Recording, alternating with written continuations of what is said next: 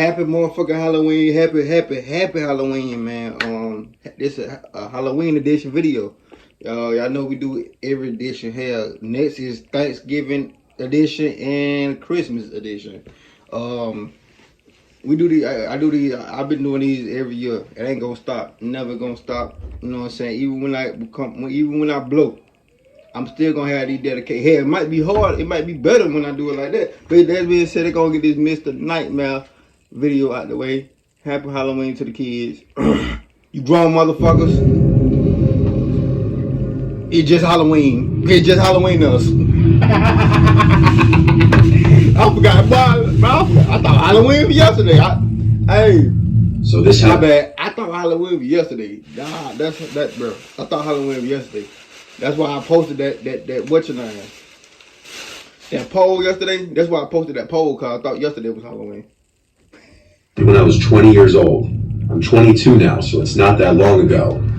While in college, I was a babysitter during the week for a family, and sometimes I would nanny for this other, wealthier family on the weekends. They would go away often on the weekends and leave their 2 kids, so I would stay at the house for the weekend with the kids. I ain't never babysat. They had a whole dedicated guest bedroom just for me, and the family was super nice, so it was honestly great while it lasted. It happened in the fall. The leaves were all falling, and it was chilly outside. I had gotten to the house Friday, and Friday night went completely fine. I just played with the 2 kids, who I'll nickname James and Jessica. James was 7, Jessica was 5. They were both cute and well behaved. Their bedtimes were 7:30 for Jessica and 8:30 for James. During the day, I'd play with each of them with their toys. The family had 2 dedicated rooms for their toys, one for Jess, one for James. Jessica loved her dolls and doll houses. I spent a lot of time playing with her. James loved playing his video games, so I'd watch him play. These kids really had everything, and the house was gorgeous. It was a giant property with a big pond in the middle. It had a separate 3-car garage, and then a pool with a pool house across the pond. Damn. It was also a bar and rec room. That's my dream house. Pool table and darts, arcade games, and a giant That's my dream house. Multiple sofas. This family was so well off and over the top that they even had an intercom that connected from the pool house to the actual house, so that if you press a button on the wall in either place, it would ring and then you could talk through it. The pool house also had a giant window that overlooked the pond and had a view of the house. So after the kids went to bed, I was free to do as I pleased for the night. It was great. I wasn't supposed to have friends over though. That was a rule I respected. I would just FaceTime my friends and watch movies in the pool house to pass the time. It was not a bad place to have free time in, I'll tell you that. I started getting hungry, so I walked back across the property to the house, entered the code to let myself in, and went to the kitchen. They had so many snacks and food that I was allowed to help myself to. I grabbed a frozen snack from the freezer and threw it in the microwave. And when I was done, I went back across the property to the pool house. I liked hanging out in there more because I could be louder on the phone and have the TV as loud as I want without waking the kids. I was on the couch eating, watching the movie White Chicks, while texting a bunch of my friends. I just seen that last night. I was just in the middle of telling my friends how great of a date this was. When the intercom beeper gave me a heart attack.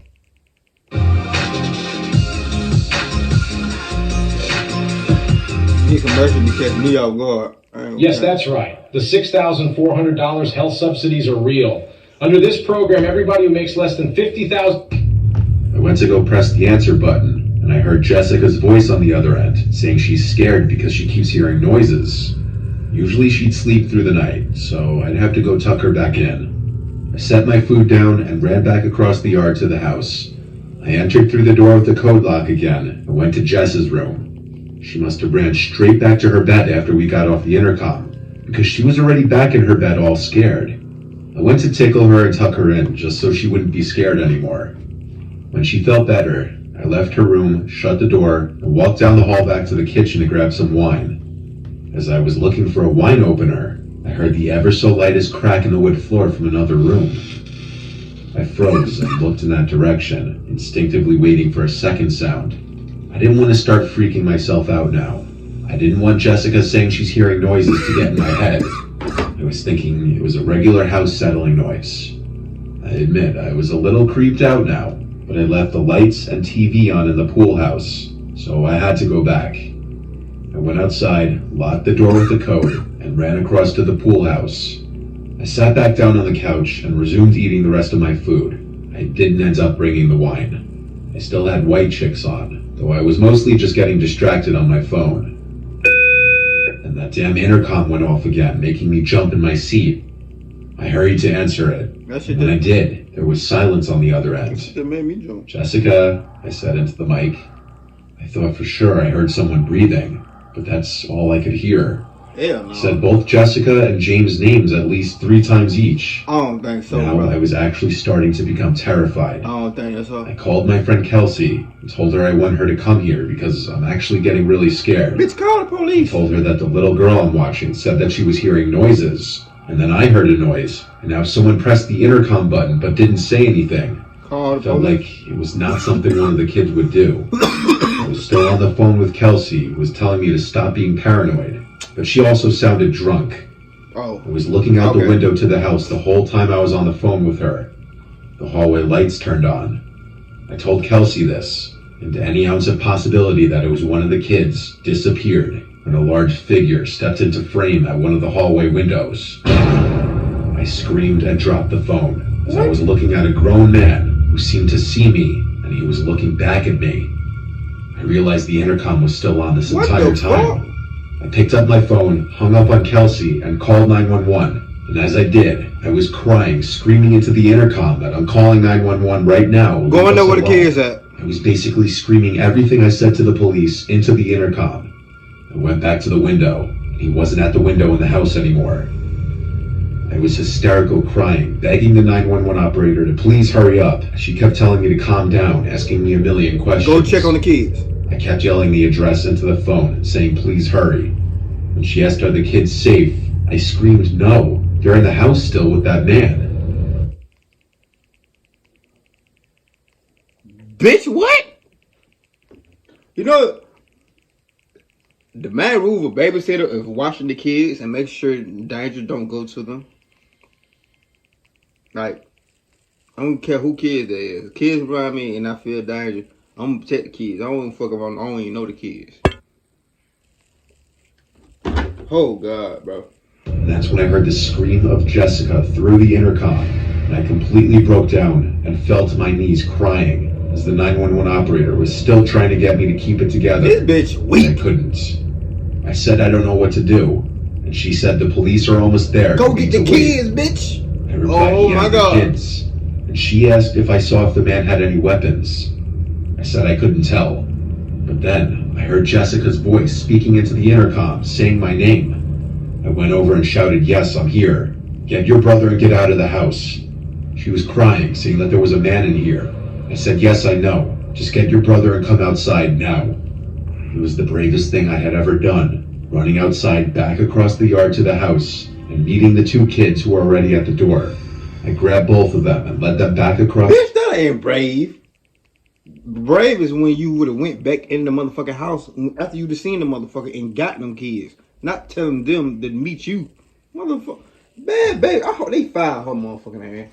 The yard to the pool house again, What the where we fuck? hid with the lights off. What? Both of them were crying, and I still wanted to as well, but I had to be strong and keep it together for them. I still was on the phone with 911, and she had What actually is? told me that the police are here, and that they'll come meet us at the pool house. Those words were the most comforting words I'd heard in my life. The flashlights of the police shone through the windows. I led the kids to the door, where we met a couple police officers. The female cop took the kids with her to one car. I went with another cop to another car.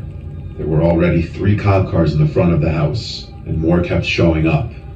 I was answering all the questions I was asked, and then they found him. They brought out a guy who looked to be right around 6 foot. He looked at everyone as he was brought out in handcuffs and put in the back of a car. I still remember his face as he looked at me. He looked like the product of incest. His face was messed up. Jessica and James' parents were called right away and made aware of the situation. Oh my There was God. no way any of us were staying there that night. The parents arranged for the kid's aunt to come pick them up to stay with her. I Please. guess she called out of work the next day. Please. I went home after they didn't need me anymore. But when I got home that night, I didn't sleep. I was still in shock, I think. I still had a leftover adrenaline rush. The parents understandably didn't leave their kids alone for a long time after that, I'm sure. I do know they pressed charges to the fullest extent, and with their resources, I hope that creep got what he deserved and more. I respectfully told them I couldn't stay there anymore because I was haunted by that night. I could only imagine how scarred those poor kids were, and maybe still are. Imagine somebody babysitting you and they run out the house.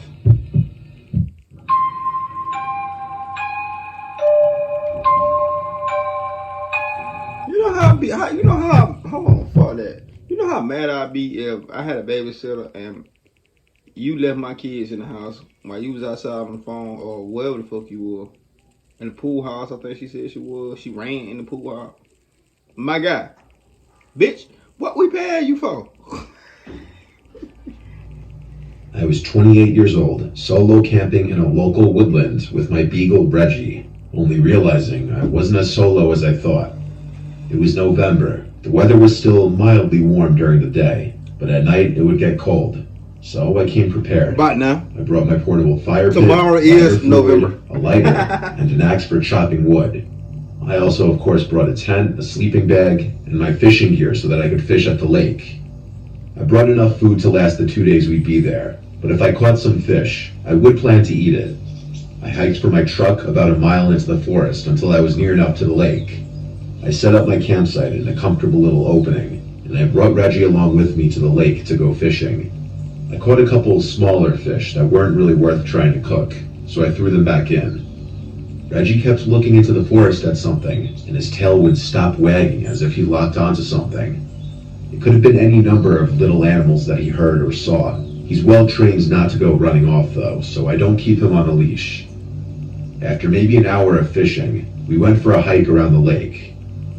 When we were directly across the lake from our campsite, I looked over to the other side, and I saw what looked like a couple of people walking into the woods. They were so far away it was hard to tell, but they really did look like people. They were right around where the campsite was. I didn't want to get robbed, so I told Reggie, come on, and we made a quick pace back around the lake. When we got back to the campsite, my tent zipper was open. Someone had gone through it, no doubt. Surprisingly, nothing appeared to be missing, though. Not that there was really much to steal beyond the fire pit and fishing supplies. I was definitely say shit. Still, I knew I was right when I thought I saw people. Probably ain't got shit to The fact steal. that they had gone through my campsite gave me the creeps. To be safe, I spent the next hour or so moving my campsite to a different spot a little further up the lake. Then I started chopping some $50 giveaway. $50 giveaway. That's all I'm saying. If you got Venmo, Cash App, Apple Pay, I'm doing the $50. Yeah, it gonna get lower if y'all don't hurry the fuck up. To be in the giveaway, I already told y'all what y'all gotta do. Comment under 10 videos, like 10 videos, and the same video that you like, you know what I'm saying, comment under it, you know what I'm saying, Tay Social giveaway. You feel me? Just comment Tay Social giveaway. I got 1,000 videos. Ain't no way y'all like all 10 videos. All 1,000 of my videos. So y'all gotta go, you know what I'm saying, show love. I'm just putting that in there. wood to get a fire going in the fire pit. Once that was going, I fed Reggie and then heated up some chili for dinner. Then we sat by the fire, and I was writing in my journal when Reggie started barking at something in the forest. It was dark now, and I didn't really see anything beyond what the fire lit up. I looked out into the darkness, a little creeped out. Y'all need a dog, they're gonna On that bite. note, I brought Reggie inside of the tent and went to put out the fire. There were people out in these woods. I didn't really want to be advertising my location with the fire. Fact. I climbed into the sleeping bag, and with my reading light next to me, I was reading my novel. Reggie's ears would repeatedly move as he was hearing things that I wasn't hearing. He kept looking around at the tent walls. I kept saying, "What is it, boy?" He started to growl. He heard something out there. It could have maybe been a deer, it could have maybe been a bear, or it could have been a person. I found the idea of a person being out there still, in the dark, to be more terrifying than a bear. Eventually, Reggie calmed down and put his head down. With that, I was uncomfortable and wanted the night to pass, so I turned off my lantern and went to sleep. I woke up hours later to Reggie growling and howling. I told him to be quiet. I listened, and I could hear someone whistling, the kind of whistling you do to a dog to get their attention. Reggie started growling again in response to it.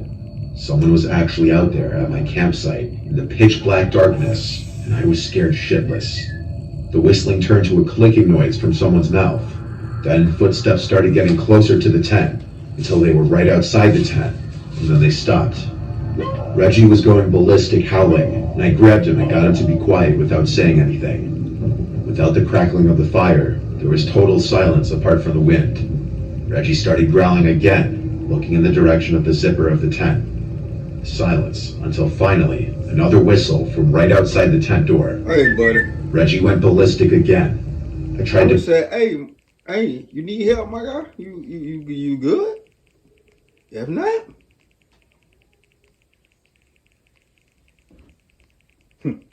fake a really deep, commanding voice and yelled, "You better get out of here, I have a gun."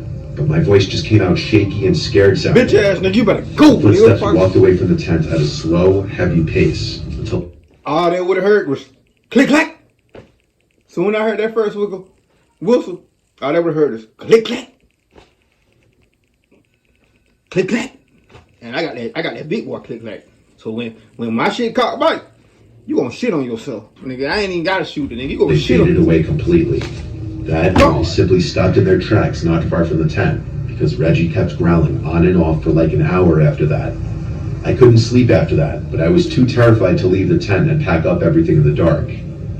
My phone had no service in the middle of the forest, so it's not like I could even call a family member or a friend to tell them about what's going on. Damn. And then, out in the distance, there was a woman's scream that probably echoed for miles. It sounded like a woman literally screaming for her life. This was the final straw.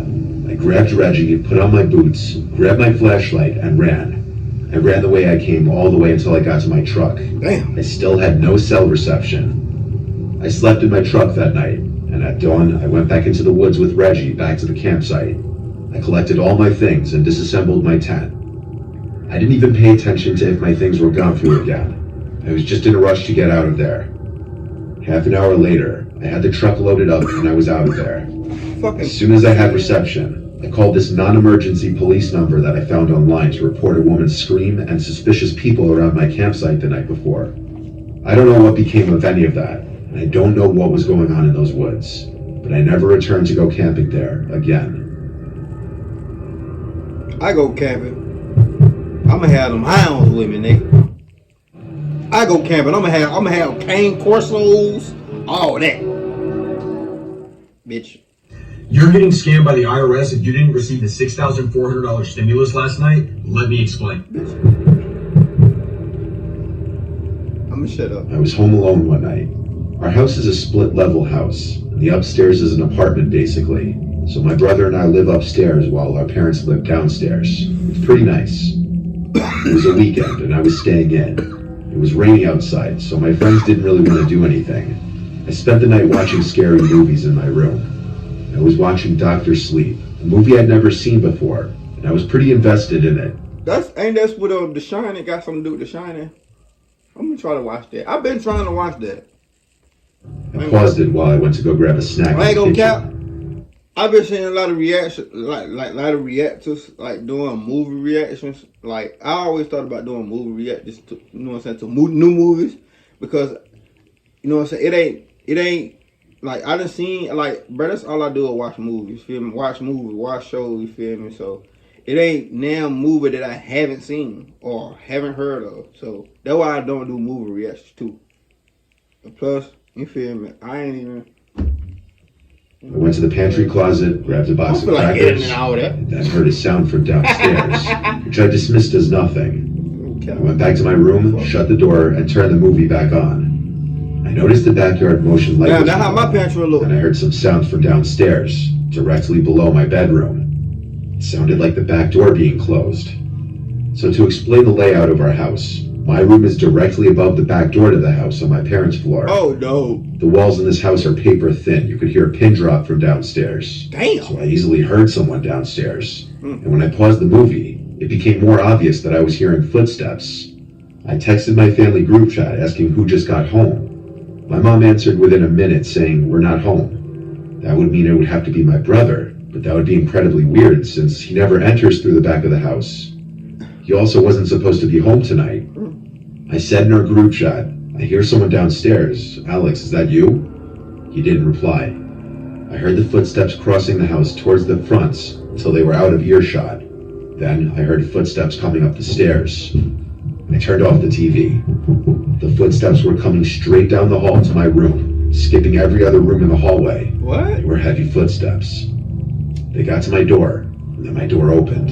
I was laying still in my bed, pretending to have my eyes shut, squinting just Why didn't enough they to get up see a and lock head the door? peering into the room through the doorway, looking right at me. It was dark. I could only see the person's eyes, and it didn't look like Alex.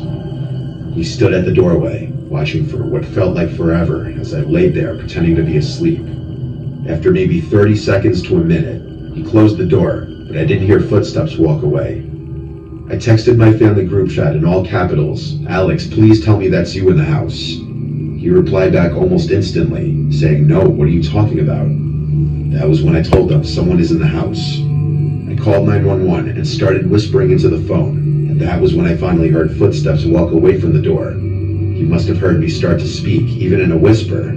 The footsteps went down the stairs, and then I couldn't hear them anymore. Even in a whisper, motherfucker, you just told us, motherfucker, you just said your house is thin enough you can hear a pencil. So of course, nigga, he heard you talking to the police. Duh. I was told to stay on the line with the dispatcher until help arrived.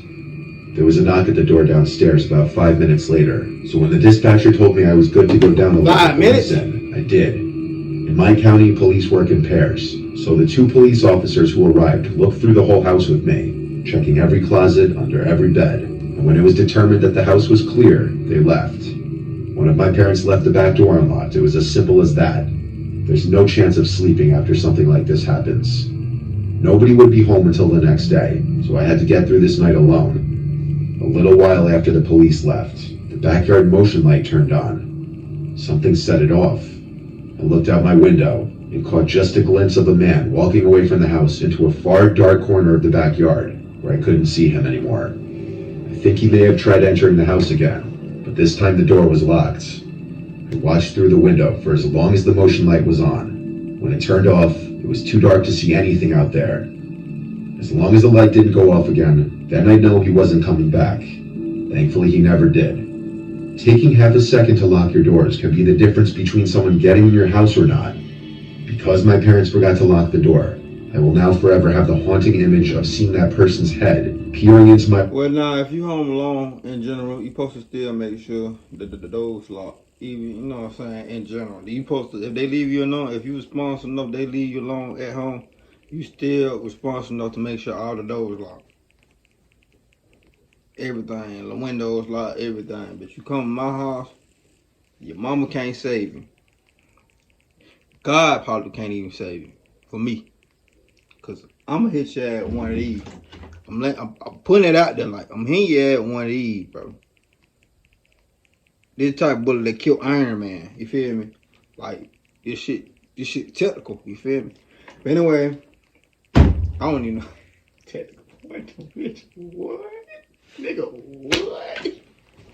This is surgical, nigga. I get a surgical with this bitch like training day, nigga. Long little day so somewhere.